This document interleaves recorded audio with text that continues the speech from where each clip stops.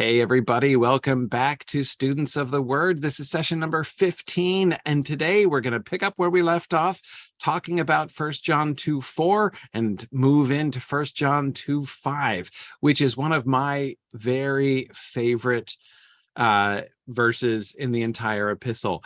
This is a slightly idiosyncratic reason why it's one of my favorite verses in the epistle. It kind of led, I kind of was meditating on that verse at this particular time that I was reading and listening to a bunch of other things.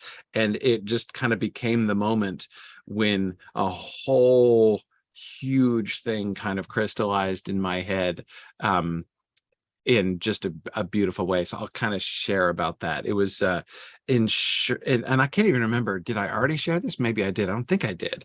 But it was like the time that when I suddenly felt like I understood the law and Christian liberty, which I'd never really understood before. At least sometimes I thought I'd understood it, but I now I'm pretty sure I was misunderstanding it. Anyway, and that verse was really kind of pivotal to that for me. So anyway, let us the title of today's episode is The Perfect Love of God. And we're going to be talking about love. It is taken, I think that John has shown a great deal of restraint in not talking about agape and not talking about love until this point. But we're getting there today. Of course, we've been dancing around it already here for some time, but he brings up the word explicitly now. Okay, but I'm not going to do, and I know I did this last time, and I'm going to restrain myself from doing another big overview. But I do want to recall, let's go back and start reading the third paragraph here from the start. Well, of course, we're going to be referring back to some other things at other times, but let's start here. Chapter 2, verse 3, the beginning of the third paragraph. By this we know that we have come to know him, if we keep his commandments. The one who says, I have come to know him, and does not keep his commandments, is a liar, and the truth is not in him. But whoever follows his word, in him the love of God has truly been perfected. Now, I think I'm going to stop because I believe that both the New American Standard and the interlinear that we've been working with basically quietly, I love the places where they're sort of basically saying the chapter and verse divisions kind of whiffed on this one, right? But it's very gentle, right? They don't make a big deal of it, but this is one of those that that last phrase in verse 5, by this we know that we are in him, seems like that's the introduction to the verse 6 thought rather than the conclusion of the verse 5 thought. So I'm going to kind of lump that. I'm going to save that a little bit until we get into verse. I'm going to basically sort of treat that as the whole verse 6 thing. So I want to focus on the and of course, as we see, verse 4 and 5, most of verse 5. So for the rest of the day today, when I refer to verse 5, I'm referring to the part of verse 5, 5a, I guess technically we would say, that is all the way down to has truly been perfected. So I'm not going to be including by this we know that we are in him, but I'm going to stop making that clarification from here on. Just want to make sure that's plain. Okay, so verse 4 and 5 are one sentence. Right? The one who says, I have come to know him and does not keep his commandments is a liar, and the truth is not in him. But whoever follows his word, in him the love of God has truly been perfected. Now, one of the things that we can notice is overall shape here of this sentence. That is, we don't have two if clauses. So going back a second to paragraph 2, right? Notice that, we had the same kind of two-part structure very frequently, right? Verse 6, if we say that we have fellowship with him and yet walk in darkness, we lie and do not practice the truth. But if we walk in the light, as he himself is in the light, we have fellowship with one another, and the blood of Jesus, his son, cleanses us from all sin, right? That sort of twofold structure where we say, if this happens, then that's not great. But if this happens, it's awesome, right? I mean, that shape is familiar to us. We see it again in 8 and 9, right? If we say we have no sin, we're deceiving ourselves and the truth is not in us. If we confess our sins, he is faithful and righteous to forgive us our sins and to cleanse us from all unrighteousness. So we, on the one hand, in verses 4 and 5, we seem to be having that same kind of structure again, right? But notice the difference in the structure. The difference is we don't get the if, which is, I don't know how enormously significant it is, but that if, it's a note he's been hitting a lot, right? We had that if in verse 3, right? If we keep his commandments.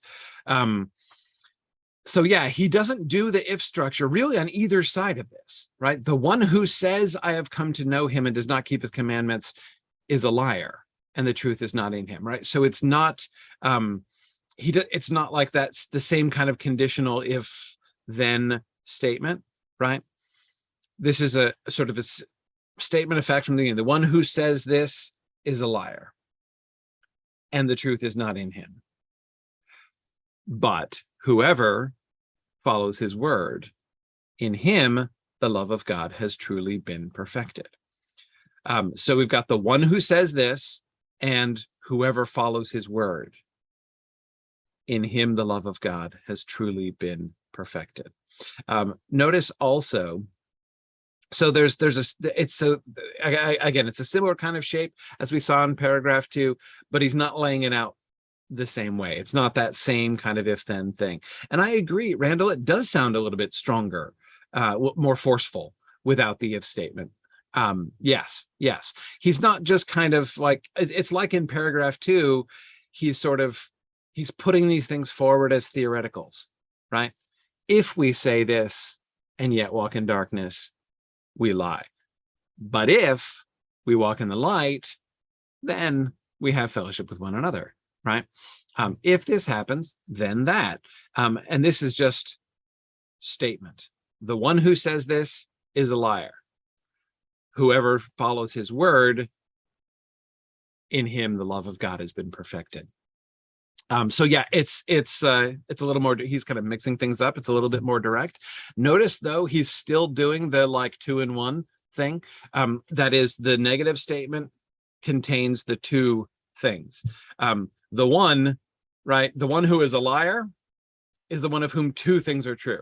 One, they say, I have come to know him, and two, do not keep his commandments. Just as we saw back in verse 6 of chapter 1, if we say that we have fellowship with him and yet walk in darkness, right? If both of those things are true, then we lie and do not practice the truth, right? Similarly, like direct parallel, right? If you say, I have come to know him and do not keep his commandments, then you're a liar, right? The one who says that is a liar, and the truth is not in him. Whereas in both cases, the other thing, if we walk in the light as he himself is in the light, there's no our words don't enter into that. Notice, right? It's important, if there's a gap between our declaration and our walk, that's a problem, right? If those two things have to be listed separately, it's a bad lookout, right? Whereas, and we see the same thing too here, right? The declaration, I have come to know him, and the actual walk, not keeping his commandments, right? Whereas the other side, the positive side, is simplicity, and neither one of them even mentions the declaration, right? The declaration seems to be less important. Remember, what you say does matter, but where does what you say matter most? Where you say, confessing our sins, right? If we say we have no sin versus if we confess our sins, right? Confessing our sins seems to be a place where what we say really matters, right? But for the rest of the time, it seems to be mostly about what we actually, the actual walk, right? Walking in the light as he is in the light, and in this case, following his word. Okay, so we see, again, we're looking at this whole picture. We can see how similar, there's some differences, but a lot of big similarities with that, the way that John has been laying things out, the way that he's been thinking things through. Yes. Oh man. Hey, we're going to get back to this. Reminds me of the way God's law is talked about in the Torah. To know God is to obey his law, or knowing the law and keeping it is the same thing. Yes, that is very clear. There's one of the things that was really kind of coming together for me as I was thinking through this section here, these verses, is how John is pulling all of these like terms and concepts together, right? Um, remember, we began this paragraph. By this we know that we have come to know him, right? How do we know that we know him? We know that we know him if we keep his commandments. So hey, right at the beginning there, right? To know God and to keep his commandments, John is bringing those together, right? Well, not exactly identifying them yet, but he's linking them very firmly here, right? If we keep his commandments, then we know him, right? That's what knowing him means. And so, yeah, we see that very similar thing here.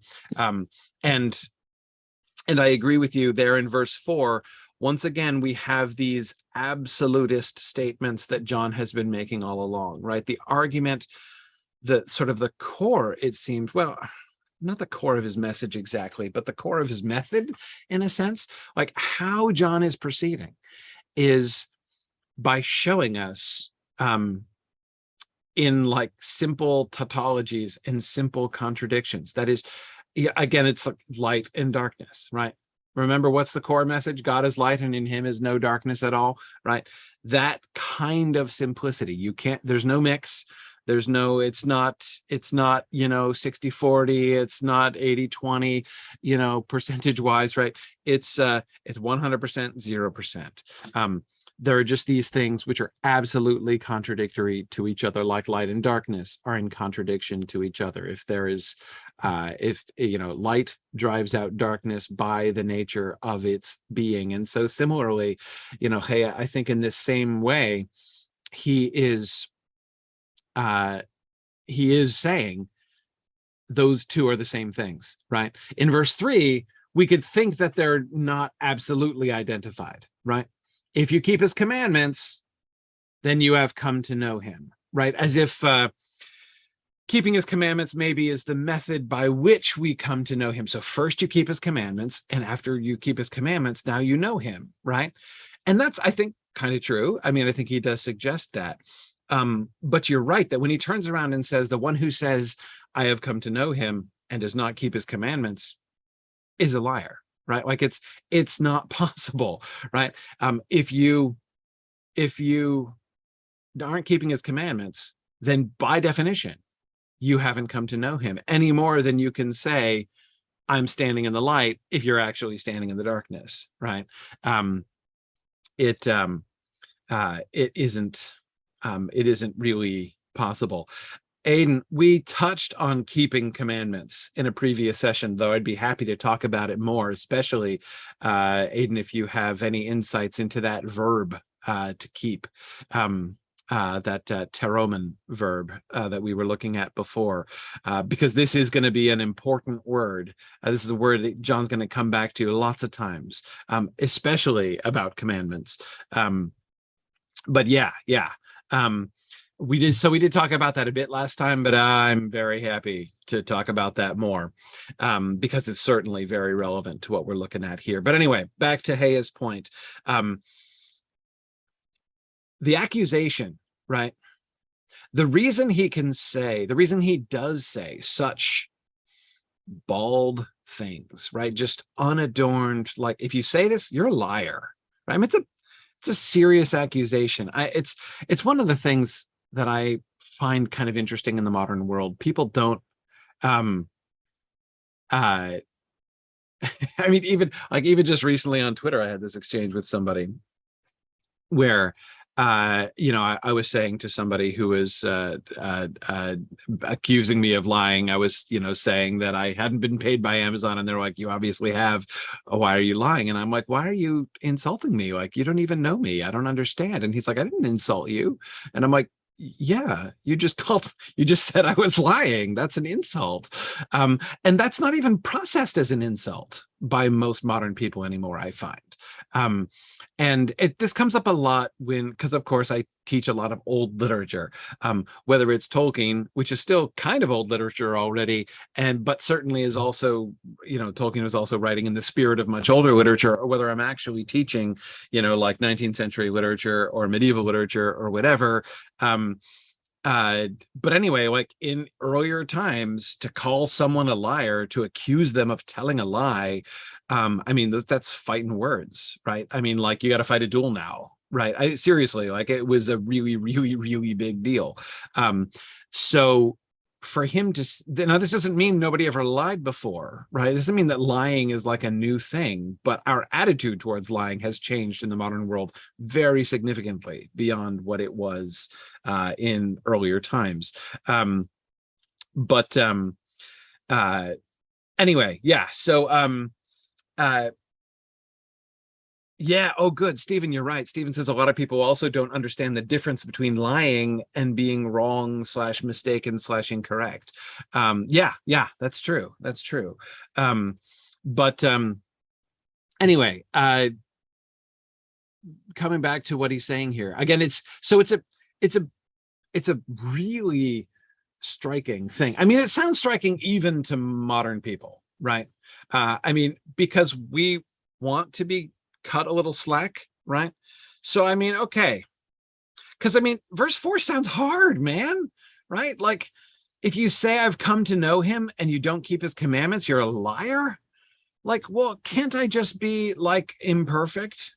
Like, maybe, right? I mean, I like to think I've come to know God some, right? But I also know I don't keep his commandments all the time, right? I mean, I sometimes do stupid stuff, right? I do wrong things that I have to confess later on. So, but that makes me a liar?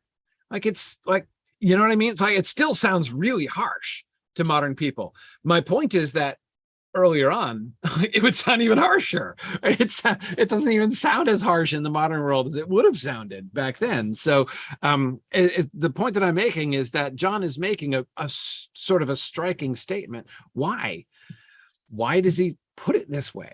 I mean, is it just for shock value, right? I mean, is he just like trying to get a reaction out of you, or trying to bring conviction, right? Don't, and I, maybe in some ways it kind of works that way, right? That it's easy, once we start saying like, well, I don't keep his commandments all the time, but he understands, and, I know him.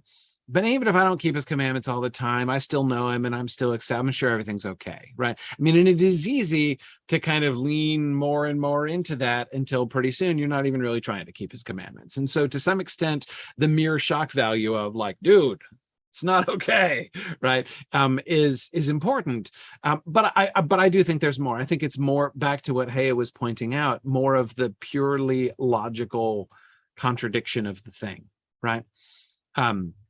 You are a liar. You are saying what is a lie. And remember, the opposite of lie is truth, right? The opposite of is aletheia, which is a really, really important word, not only in this book as a whole, but in this passage itself, particularly.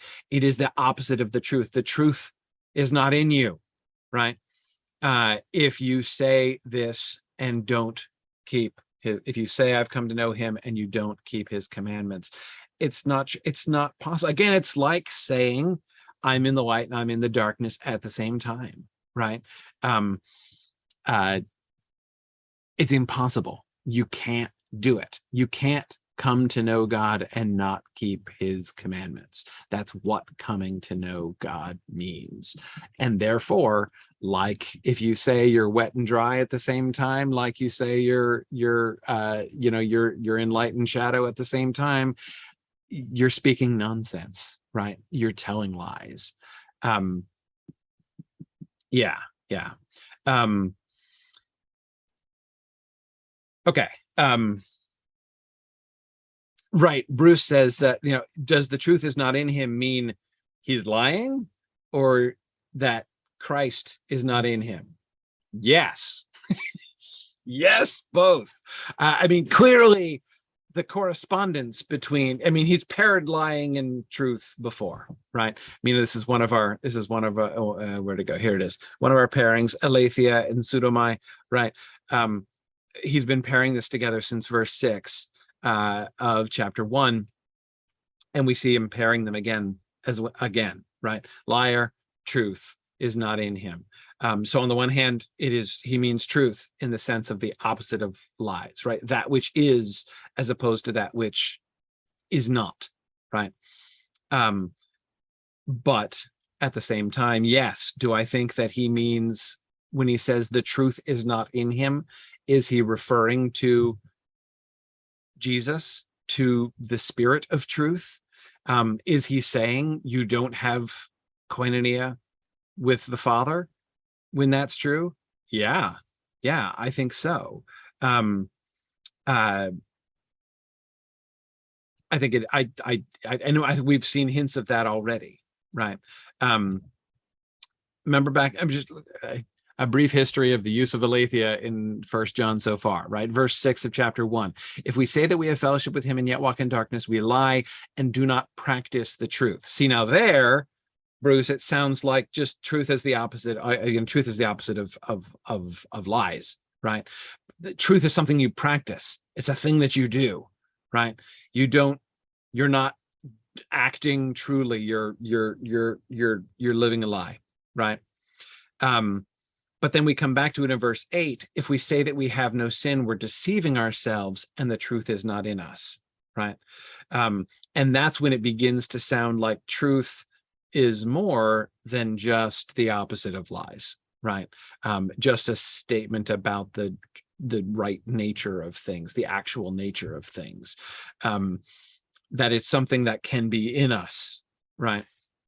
And this, of course, comes right after verse 7, when we were talking about he was bringing up koinonia again, right? We have fellowship, talking about fellowship with God. In verse 6, we're talking about fellowship with one another, and walking in the light as he himself is in the light. And now we've got the truth being in us in verse 8. And then notice, Bruce, in verse 10, if we say that we have not sinned, we make him a liar and his word is not in us, right? And now word, even more than truth, begins to, like, now we're getting into second person of the Trinity language, right? Now we seem to be talking about Jesus again. His word is not in us, meaning, as so often does, clearly more than one thing, right? His word is not in us in the sense that, like, his teachings are not in his heart. We're not taking to heart his instructions if we're making him a liar, right? But of course, also that sense of the word is not in us either. Yeah. So anyway, we come back to this, and now we've got the truth is not in us. Again, the one who says this is a liar, and the truth is not in him. Yeah, Aidan says, that strikes me as the kind of argumentation I find myself tempted to use logic to show what the world is supposed to be as forcefully as you can manage. And then when the other person agrees with you about what it should be, then you can step back and set up a place for a well-meaning failure to achieve it. Yeah, I mean, again, this is one of the things that I'm going to be really interested in trying to understand with 1 John. That is, he tends to be quite uncompromising, right? I mean, saying things like, my little children, I am writing these things to you so that you may not sin, right? My word to you is just stop sinning. Knock it off, please. Right? That's my goal. My goal is that you should stop sinning. And it's like, wow, okay, all right. But clearly there is room for imperfection, right? He's not saying that, like, anyone who's ever committed a sin, sorry, you're not a real Christian, give up, right? Because of course, as we remember, in that very same verse, he immediately segues to, and if anyone sins, we have an advocate with the Father, right? So, like, he knows it's going to happen, but that doesn't change the fact that he's going to say, don't sin, right? So again, for a moment, not for a moment, for quite some time, actually, for the next year or so, right? Let go of the idea, like don't be afraid of perfectionism. Don't be afraid of it, right? Let's take in what he's saying. Let's see what he is instructing us. And then once we understand the teachings in principle, let us try to understand what they mean. So like, again, what I mean is back to what Hea was pointing out with verse 4, right? The principle is coming to know him, keeping his commandments. Identical. Again, you can't do one without the other, right? It's not possible. And if you say that you are, you're lying. You're speaking what is not the truth, which means that therefore the truth is not in you. QED, right?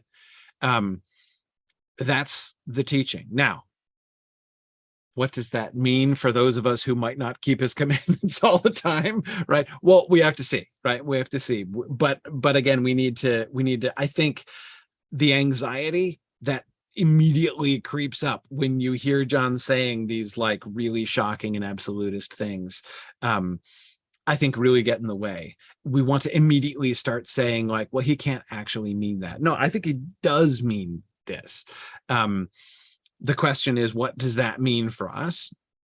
Because it's quite clear to me that John is not just got his head in the ground, about this stuff. Like he's not living in a fantasy world.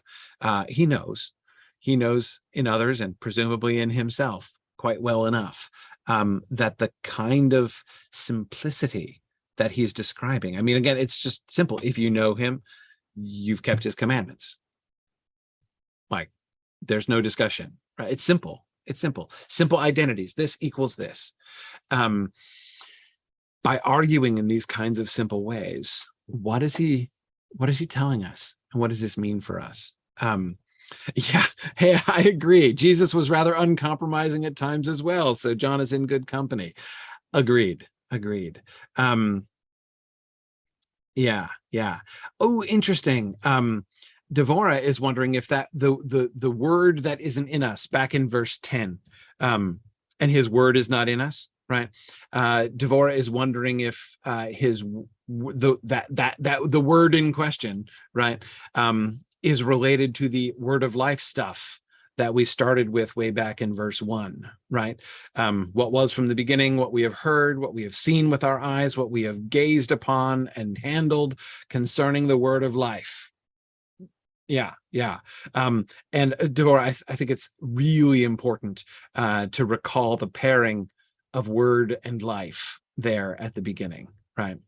The life was manifested, which of course, again, do you see what I mean when I was saying, when I was feeling like verses 4 and 5, I feel like is pulling together all of this vocabulary from all over the place, like truth, word, life. Like, notice how they're all coming together here in this one place. Like, they don't mean the same thing. They're not synonyms. They're not like exactly interchangeable. They all mean different things. They tell us different and important things, and yet they're all connected. Like I said this, months ago. I feel like the Gospel of John is brought to you by the transitive property, right? Like it's, this sort of like this equals this and that equals that. And so these two things equal each other. These connections that he's making, kind of bringing these things together. I think that's really important. And yeah, Aidan, absolutely, I agree. He's showing us the logical inescapability of what's going on here, whether we like it or not. Yeah, absolutely. And it is, logical inescapability, I think, is the perfect sort of characterization of John's approach in this whole epistle. If I had to give a sort of a subtitle or a one sentence kind of characterization of John's approach in this epistle, it would be with a Matrix quote. That is the sound of inevitability. Right? That's what First John feels like to me. Yeah, my goodness. Yes, exactly, Hea. Knowing God, following his law, keeping his commandments, and having life is the same thing. Yeah, exactly. There's no life without the one who gives life to all. Exactly. Yeah, that's exactly. That's just it. Yeah, such good stuff here in verse 4, and we haven't even gotten into verse 5 fully yet. Yeah, and notice he's going to introduce new terms, bringing more terms together. Notice how he immediately, well, let's go ahead and look at it. Notice how he brings in word here, but whoever follows his word. Okay, so notice what he's done. He's taken two completely new, well, not completely new terms, not he's never used them, but he's introducing new, instead of repeating the terms, right? The one who says, I have come to know him and does not keep his commandments. So our key verbs in the first half are know and keep, right? If you know him and you keep, then the truth is not in you, right? So you've got, if knowing and keeping is not both happening, then the truth is not there. And so then when he does the other side of that, you might think like he'd pull back those same terms, right? But whoever keeps his commandments, in him the love of God has truly been perfected, right? I mean, that would be like the obvious thing to say, but notice John doesn't say that, but whoever follows his word. So we lose keep and replace it with follows, and we lose commandments and keep it with word, right? Whoever follows his word. And let's start with a noun, because we've just been talking about word. And here again, more than ever, I begin to see, oh wait, hang on a second. Am I being deceived by the English? Wait, I haven't consulted the Greek yet. Hang on. Whoever may, oh yeah, may keep his word. No, you're right. It's exactly the same word. Never mind. Cool. So he does keep the same word. See, there we go. Got to stay rooted in that. Very, very good. Very good. Yep. No, I got distracted. I am shocked. New American Standard, what are you doing? Oh my goodness. They've been so reliable with this to show us those kinds of perils, not to hide them. Keep and follow doesn't mean that, they don't mean the same thing. If it's the same word, they usually use the same word.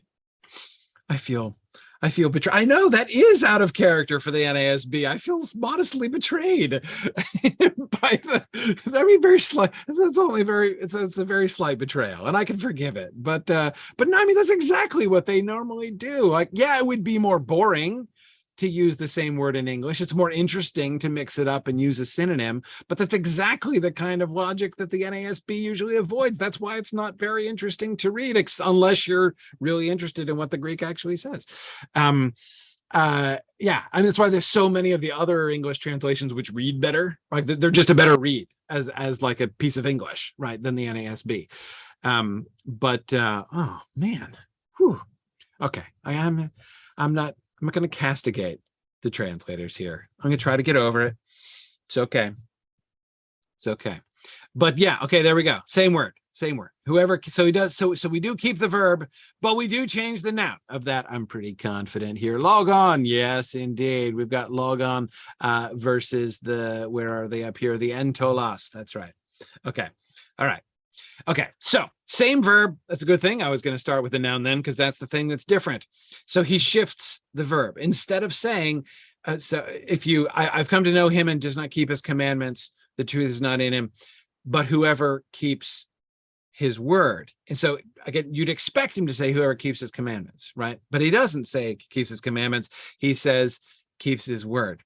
And there, I think most clearly, we begin to see the way in which the word is beginning to have these multiple thinking back, the wonderful point that Devorah made about the word of life stuff at the beginning back in verse 1:1.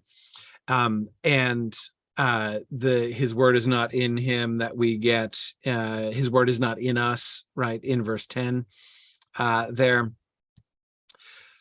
Notice the parallel. So on the one hand, word, like the primary meaning, I would say, is clearly as a sort of synonym for commandments, right? His commandments, like the word, his instructions, the message, the word that he gave us, right? His commandments. The parallelism shows that those two things are clearly sort of next to each other, right? But thinking back both to what we were saying about like how the word not being in you before seemed like a statement about koinonia with God, right? And it's hard to disconnect it from the logos and from the word of life as well that we got before. And I think that that's surely the case here. Whoever follows his word, to follow the word means two things, right? First and foremost, to keep the commandments, right? But also to keep sorry, I'm like this close from just like editing the NASB myself. Like I want to go in and delete that word and put keep so that I stop even saying the word follows. But then it wouldn't actually be the NASB. So hang on a second. I know what I'm gonna do. Right, hang on. No. All right, I'm gonna put an asterisk. Okay, that'll make me feel better. Okay, done. All right. All right, that fixed it, sort of. All right, at least now I'll remember. Okay, whoever keeps his word. So yeah, so anyway, we can see the two meanings, right? There's to obey his commandments, to follow his message, right? But also, to do what his message tells you, but also to keep him, right? To sort of remain in contact with him, to hold on to him. And so here I want to go back. Aidan, I know you were saying some interesting things earlier on about keeping, about that verb, and I want to come back to that now. Yeah. Oh, cool. Aidan says here, logos could be either rule / principle or message. Yeah, exactly. It really could work either way, with, of course, then the overlay of the association between the word and Jesus himself. But anyway, hang on. So I'm going back, Aidan, to the point you were making before. Okay. Right. So talking about the word keep, Aidan says it means protect, watch out for, keep an eye on in its more literal sense. But that's a cross-linguistically normal extension. That is, to protect something means to follow it. Yeah. Yes. Yeah. To keep it's almost like to guard them, right? And I do the metaphor here seems to be a Hebrew one, fundamentally, like to hide them in your heart, right? To keep them in your heart, like that, the metaphor of the commandments of God being written, the testament of God being written on the heart, which is such an important idea that comes up in multiple places throughout the Hebrew Bible, right? That's you can see there the extension kind of working there. Yeah, interesting. Aidan says Japanese has the same extension. To keep an agreement is to protect it. Yeah, like so the word for protect is used to meaning you're like following the rule. Yeah, exactly. Yeah, interesting. So Randall says, in my studies, I found two words for the general concept, both of which correspond to English. Guard equals keep, and watch equals observe. Yeah, that's interesting. Yeah. Yes. Yeah, that is a really interesting. You can see the concept there. The thing that I'm most interested in, the thing that I'm most interested in with this kind of connection, with the kind of the way that the meaning of that word is extended in that way. And of course, even the word keep, I mean, the English word keep has an element of that too, right? It doesn't have like the sort of the militant overtones of like guard, right? Or protect, exactly. But to keep something in English, right, means to store it away, to keep it safe, right? To again, it doesn't mean I'm going to set a watch over it exactly. I'm going to post myself as a guard over it, but it does mean I'm going to hold on to it. There's a sense of security there, with keeping, right? And so to talk about keeping the commandments, it's more than just I'm going to do them, right? There's more even to the English word keep than that, right? And so it seems to me a good word that appeals to some of this, whereas like the a more literal, like guard or protect or watch over, wouldn't really convey it in English in the same way, right? But I think keep is a good translation in this way, because it doesn't just talk about, like, if somebody gives you an order and you do it, right? Like if I, tell my son, bring that downstairs, right? And he does it. He's not like that word that I just said, right? That commandment I just gave him. He's not like keeping it, right? He's not like taking that commandment and hiding it in his heart, right? He just complied, right? He just did it. And that was a good thing and everything, right? And you can say, of course, that that's part of a larger picture of his relationship with me and his relationship to my authority over him. I mean, there's more we can do even with that kind of a simple situation. But again, it's still, my point is simply, if we didn't have that word keep, right, that sense of guarding, protecting, securing, holding on to, if we didn't have that, it would suggest a very different relationship with his commandments, his word, right? We would be less intimately connected with it, if you see what I mean.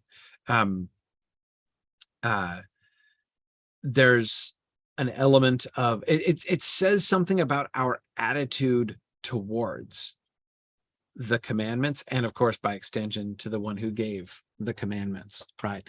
We don't just follow them, we don't just obey them, we hold on to them, right? We cherish them in some ways. Again, keep and cherish have some similarities in that way. As Prey says, follow is less attitude driven. Yeah, exactly. And yes, Aidan points out it's much less about being restricted by his rules. Yeah, absolutely. Absolutely. Yeah. Haya says it's more it's more intimate, rather than simply obeying an order. Yes. Patrick is pointing out the image of vigilance involved, not a one-time completed action, but a perpetual calling. Good. Yes, that kind of duration over time. If you're going to keep, like, if you're keeping something, right, there's a difference between I'm going to keep something and I'm going to put something in my pocket that I'll throw away later, right? I mean, I held on to, like, my my baggage ticket, the thing that comes off the end of your baggage tag when you check a suitcase, and I put it in my pocket, but I don't keep that, right, for all time. As soon as I get my bag out of the baggage claim, I throw it away. Not the bag, the ticket, right? So yeah, but if you're keeping something, right, that means, like if you're like putting something in a scrapbook, if you're, putting something in a safe place, though that in my house usually means it's lost forever. My wife, and it's been a joke between my wife and I for a long time, like, oh no, you didn't put it in a safe place, did you? But anyway, that's a kind of an irony. So Patrick, I agree, that's a really important element, that the persistence over time that is implied in keep, in that way. I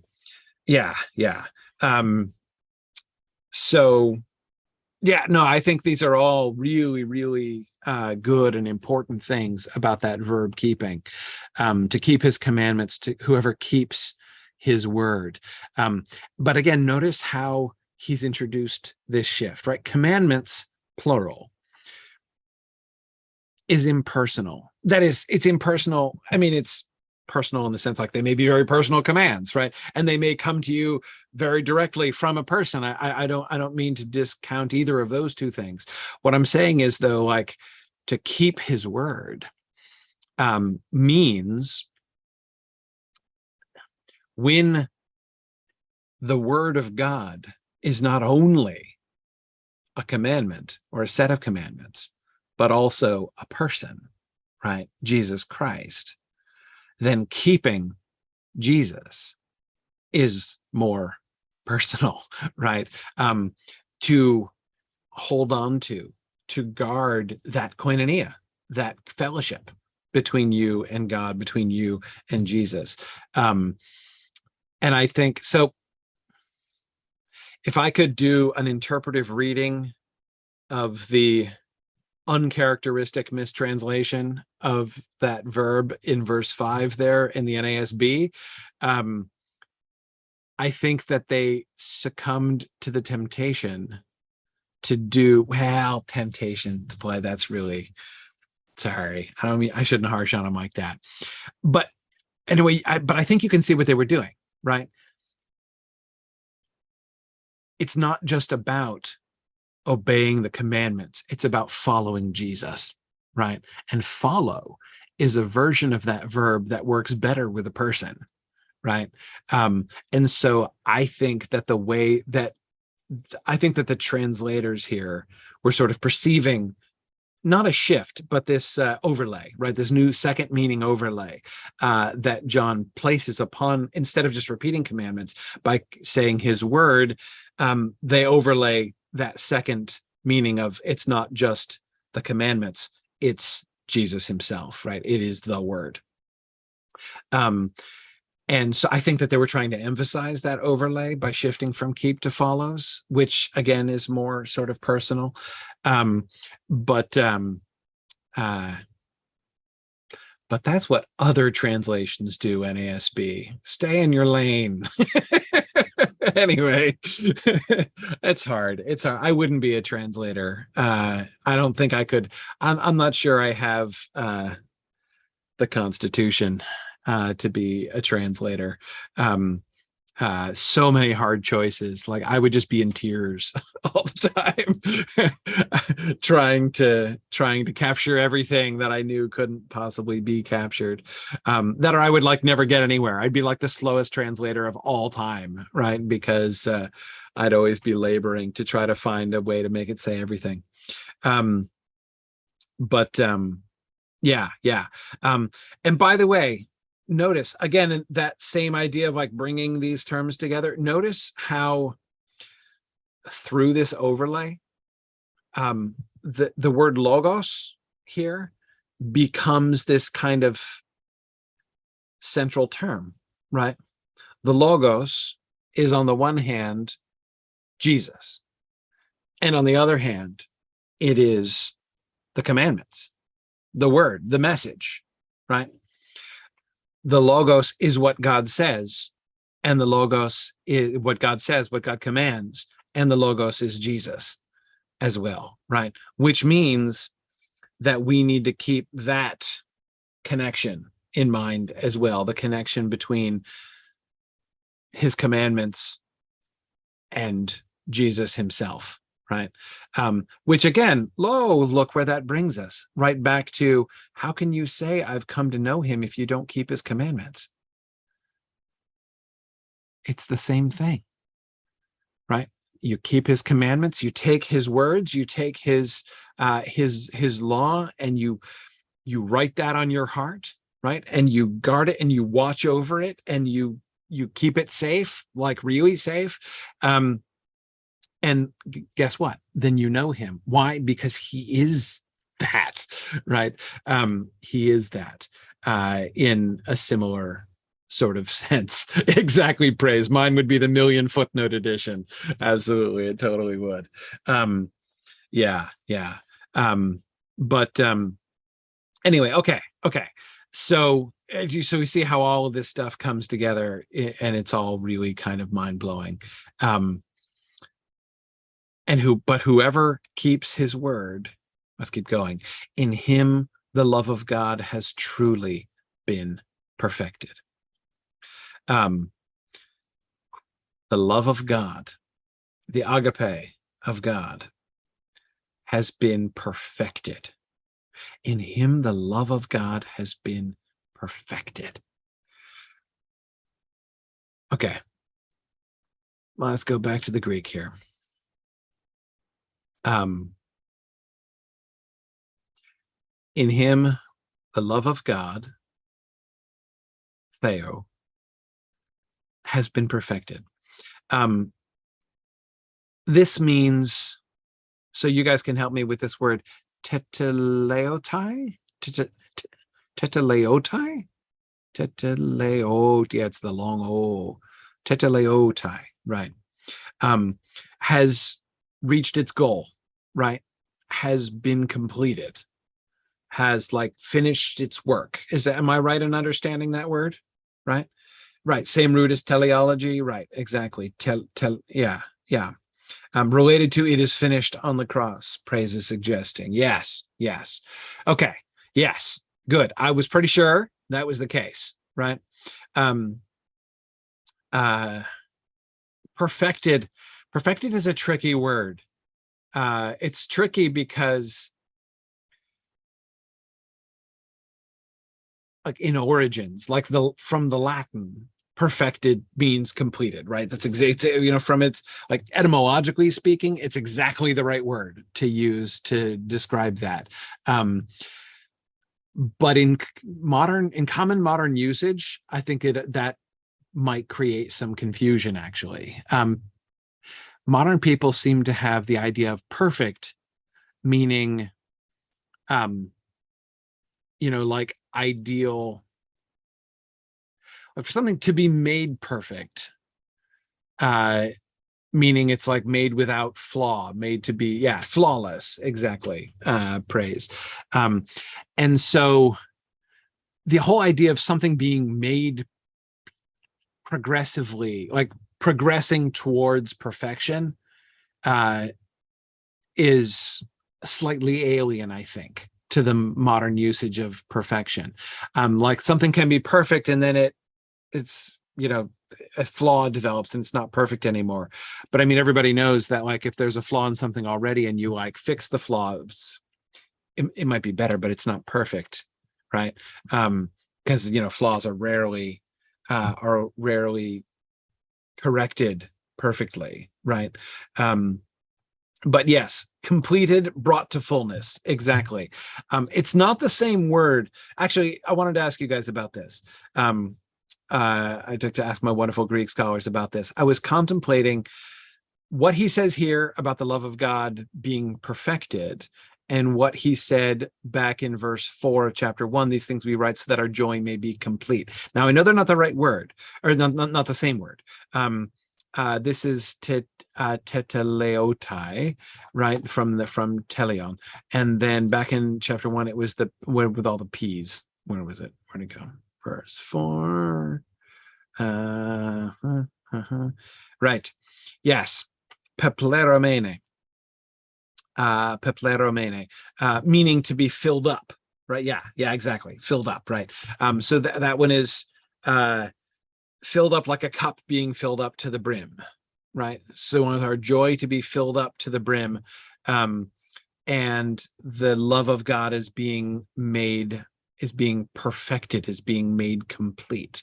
So those seem to me to be similar ideas, but I think they're not the same. I know it's not the same word. But I was doing some thinking about that, and I wanted to keep doing that. Right. The telos is about the goal or endpoint, as Randall was saying, right? The differences between fullness and the achievement of a goal. Yes. So like when you're filling up a cup, I mean, there is a sense in which it's reached completion, right? But it's not exactly the telos, like the purpose of a cup just to be filled, right? It's just as much the purpose of a cup for it to be emptied, right? So the image of a full cup, a cup full to the brim and either overflowing or about to overflow, right, is a really evocative metaphor for, when he says he wants our joy to be complete, right? He wants our joy to be full in this way. But it still doesn't have the, like, there is a destined endpoint and this achieves it, that is contained in the word telos, as I've always understood it. And if that's what we're talking about here, about the love of God, I mean, holy cow, that's a huge statement, isn't it?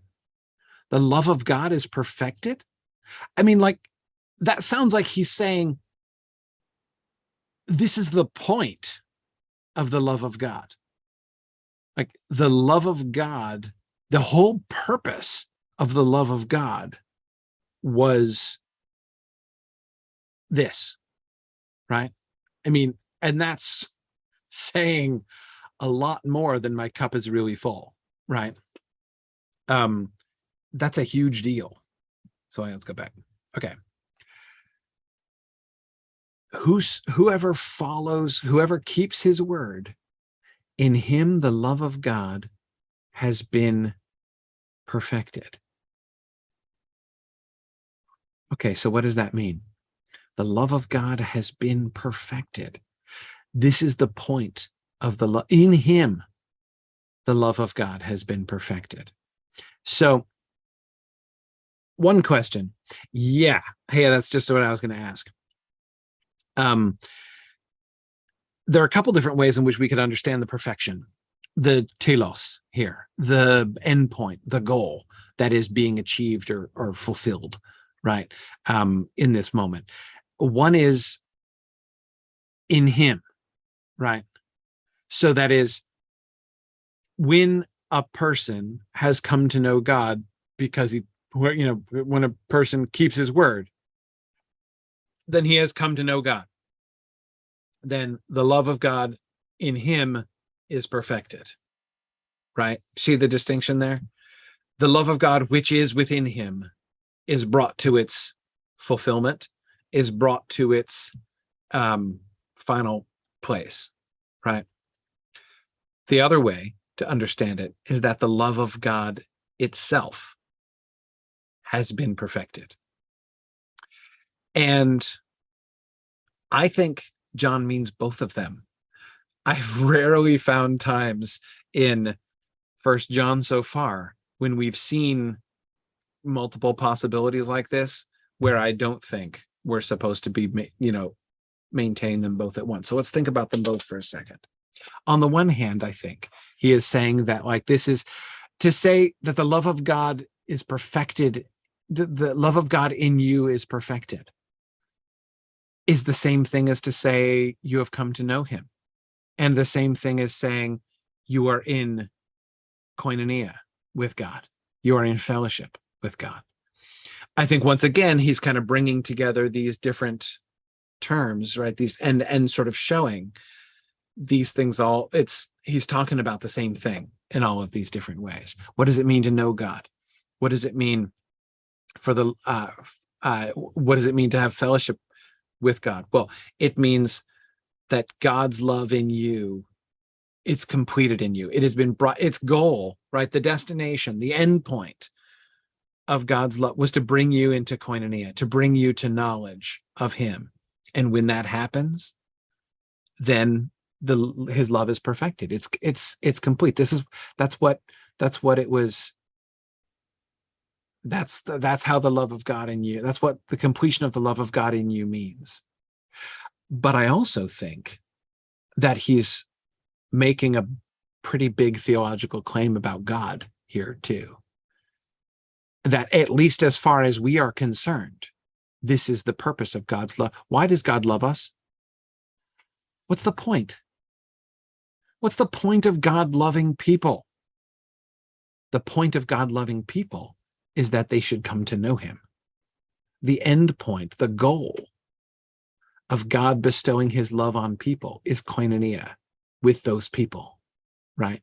Now, I don't think that this necessarily means that John is saying there is no other, like, I'm quite sure that there are many other levels of like that the why question, why do you love people, God? I mean, like, why did that seem like a good idea to you in the first place? Like, first to create people and then to love them. I'm sure that that question has answers on levels that we can't possibly understand. But as far as relates to us, as far as it's our business to know, that seems to me to work. With like, I don't think that that's, radical and strange theology. That seems to me to fit what we see in many other places in the Bible, that the end point, the telos of God's love for humans is that we should keep his commandments, keep his word, be in fellowship with him, come to know him. That seems to me right. Let me come back around to did I talk before? You guys can tell me. Did I talk before about when I had my realization about Christian liberty? It's like one of those things that's like so simple once you see it, but like, and then I'm like, how did I spend half my life not understanding this? Did I talk about that yet? I can't remember if I talked about that yet. I don't think I did. So let me talk about that. I used to have a hard time with the idea. So Christian liberty, remember, this is where, like, when Paul talks about it's all about the law. Like, it all comes down to, I never really understood the law. And I certainly never understood what Paul used to say about the law. Now, I don't want to get too distracted in like doing Pauline analysis here, because we're not reading Paul and that wouldn't be fair. But basically the idea that like we as Christians don't have to keep the law anymore, right? Because we have liberty in Christ. We have freedom in Christ. And so I always vaguely understood that to mean we have freedom to not keep the law, right? Like that, like the law that, it doesn't matter anymore. Like, so we don't have to worry about it. God gave the law, but then like I go back to Mount Sinai and I'm like, well, he seems real serious about this, like, and not only does he seem like he really, really means it, but he also seems, to connect it with like his identity, like, I am the Lord. I mean, he's like his giving of the law to the people on Mount Sinai is explicitly connected to his revelation of who he is to the people, right? And so this is one of the things that I've been, when I mentioned the stuff that I've been like reading and thinking about, well, that was one of them. I've been reading and thinking a lot about doing a lot of Hebrew scripture studies, and the Sinai covenant, and like how clear it is that God is saying, okay, I want to show you who I am and what I'm like, and you're going to be my people. We're going to establish this covenant. And what that means is you are going to live according to my, I'm going to show you how to model yourself after me, right? I'm going to show you this is who I am. And this is who I want you to, and therefore this is who I want you to be, because I want you to be connected to me. I want you to be my people, right? So again, at first, way back, from when I was a kid, I had this really simplistic idea of like, okay, the law, phew, good thing we don't have to follow the law anymore, because I've read the Old Testament and yikes, right? So okay, Christian liberty, right? So I always sort of viewed the idea of Christian liberty like a get out of jail free card, right? Like when somebody's like kosher foods, I'm like, nope, got the Christian liberty card, right? I'm eating pork, thank you very much. And anyway, right? I mean, that's the really simplistic view of Christian liberty I always had. But then I began thinking more about the Sinai covenant and what that meant and how closely it's tied, as I say, to God's revelation of himself and everything. And I began to see that a little bit more clearly. And then I was studying this verse. Whoever follows whoever keeps his commandments, whoever keeps his word, in him the love of God has truly been perfected. If you keep his commandments, you know him. And if you know him, his love is fulfilled in you, is completed, is perfected in you. And I suddenly realized the whole point about God's commandments. It was not about putting restrictions on people. It was about training them. And he was starting from scratch, back, on Mount Sinai, and, when the Levitical priesthood following, starting from scratch, showing what he's like and what his love is like, right? Christian liberty is not liberty from God's commandments. It's liberty to follow his commandments, and to follow his commandments in newer and deeper ways. The liberty involves not a change of anything, right? But a transformation of the law code into love the Lord God and love your neighbor as yourself. And because you have the Spirit living within you, you have the freedom to work out what that means, not to do less, but to do more, to follow God more closely. But now that Jesus has come, and now that you have the Spirit, I'm taking the training wheels off. Those were the training wheels, right? That was the schoolmaster that Paul talks about with the law, right? The Torah. The Israelites were riding the bike with the training wheels, right? Because they wouldn't stay up otherwise. But now we have help, right? Yeah, exactly. That's exactly the Randall. I do think that's exactly one of the things that that Jeremiah's point that we see in Jeremiah 31 about God's law being written in our heart, right? Yeah, absolutely. That one person will not need to say to the other, know the law, because we'll all know the law, right? The law will be written in our hearts. That's what liberty looks like, right? And so again, but it all came from this verse, right? So I'd been thinking about that, but this is where it all came together. This identity, right? Keep his commandments, because again, that was a struggle I was having, right? That idea of keeping commandments seemed very very distantly connected with the love of God, let's just say, right? And goodness knows there are plenty of people out there who feel that the commandments that God gives are the opposite of expressing the love of God, right? That seems like mean God. I mean, it's like where the whole Old Testament God, New Testament God split thing comes from, in part, right? Is this idea of like, okay, you have this God who's always like out to stop people having fun and making all these rules, right? Which are really hard to follow when they're not weird, like legitimately weird.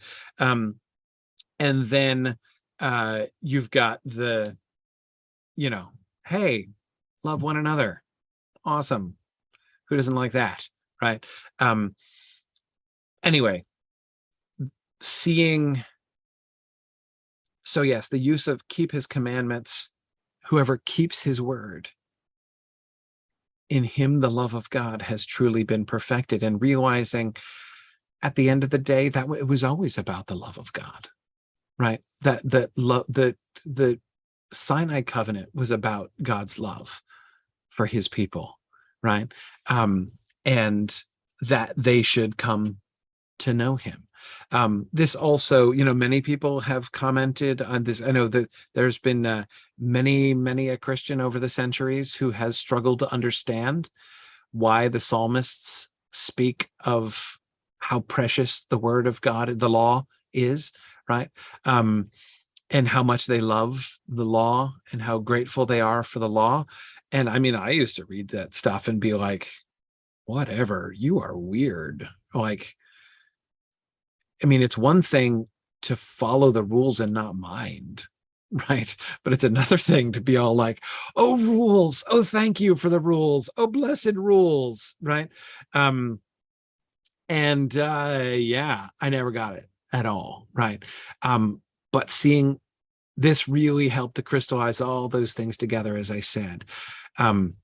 Keeping his commandments, coming to know him, following him, right? And the love of God being perfected in you, being in fellowship with God. They're all the same thing. They're all the same thing. That's what God was after. That's what God was after on Mount Sinai. That's what God is after now. And and again, the difference is, and the difference in the nature of Christian liberty is not that we have the freedom from the law, but that we have the freedom to apply the law, right? The freedom to keep his commandments more deeply, more radically, more creatively, right? More organically, to make them into us and us into them, because of this remarkable gift of the Spirit of truth. And that brings me to the final point. There's more points almost certainly to be made next time, but the word that gets dropped in is an adverb in this sentence, right? And I will admit, when I told you that I love the King James. When I'm just reading the Bible to read the Bible, I still read the King James. For all of its imperfections, I just love it. It is beautiful, and it echoes in my heart, and I'm not going to apologize. But when I was memorizing this verse, look how it goes. But whoso keepeth his word, in him verily is the love of God perfected. Verily. Right. Verily is a wonderful intensifier. It's a very King James-ish word. One doesn't encounter the word verily much outside of the King James these days. But again, it's just kind of tossed in there, right? And I took it, I absorbed it as an intensifier, right? Verily. Yeah, truly. I mean, absolutely. Really. In him, the love of God is really, really perfected, right? Is kind of how I took that. And honestly, even reading it, the love of God has truly been perfected. Yeah, I mean, it really has. It really has. And it wasn't until I read it in the Greek that the aleithos jumped out at me, right? And I'm like, oh, right. Should pay attention to that, right? Truly, like with the truth that was not in the one who says this. In him, the love of God. Now, so Greek people, tell me a little bit more about how this adverb works. The adverb in English, I would say the adverb is modifying this verb has been perfected. Is that how it works? Is there agreement between adverbs and verbs or anything? Or is the adverb just have a single form? It looks like it just has a single form because I don't see any conjugation indication here. Yeah, okay, it just has a single form. That's what I was taking from this. Aleithos.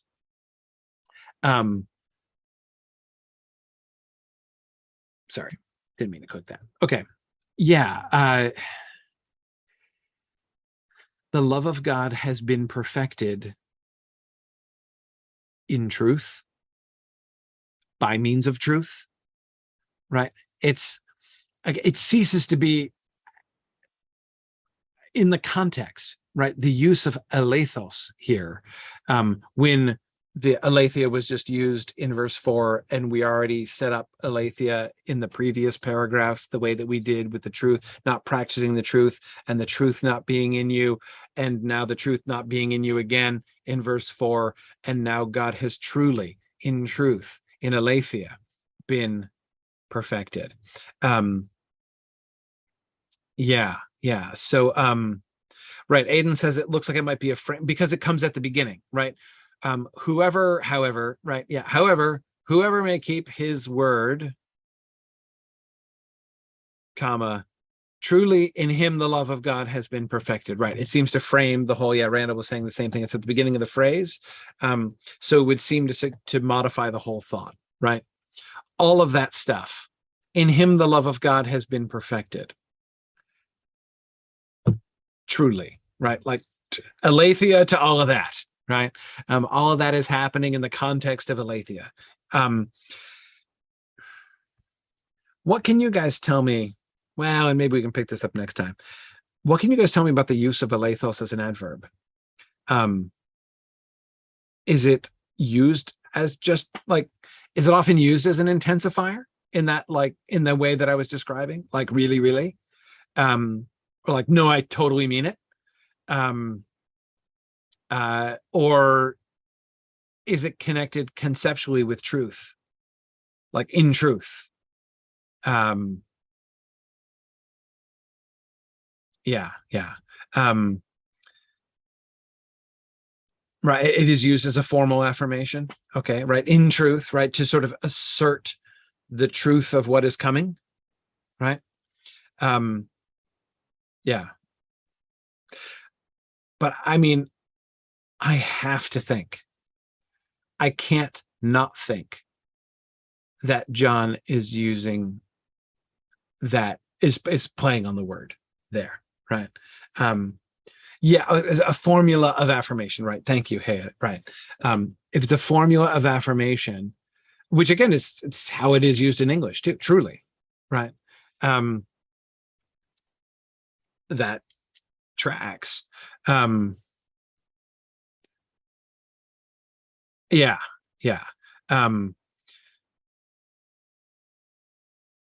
So he uses the word formulaically on the one hand, right, to affirm what he's going to say.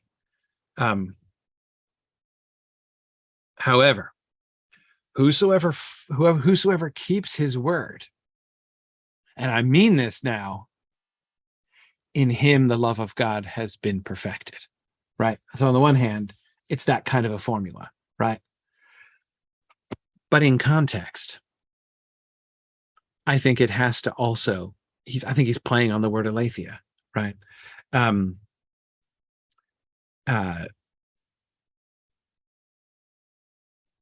Yeah, exactly. Randall says it's a question that might be best answered by a native speaker, which unfortunately are no longer alive. So true. So often the case. Yeah. Oh, praise, absolutely. John, the Gospel of John is where we get in the King James, we get all those verily, verily, I say unto you from Jesus, right? Yes. The Gospel of John's Jesus uses aleithos all the time, right? Yeah.